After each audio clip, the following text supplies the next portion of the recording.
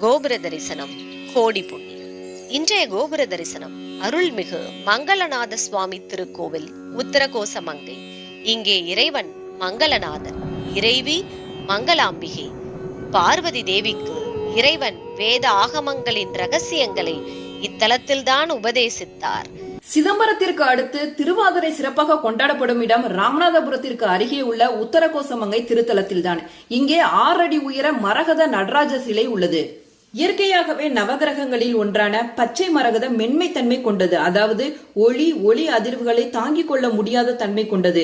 மேலும் முழங்கப்பட்டால் மரகதம் உடைப்படும். ஆகவே உத்தரகோசமங்கை மங்களநாத சுவாமி கோவிலில் உள்ள நடராஜர் சிலை மரகதம் கற்களால் செய்யப்பட்டதால் ஒளி அதிர்வுகளில் இருந்து விக்கிரகத்தை பாதுகாக்க சந்தனம் பூசி பாதுகாப்பாக பராமரிக்கின்றனர்.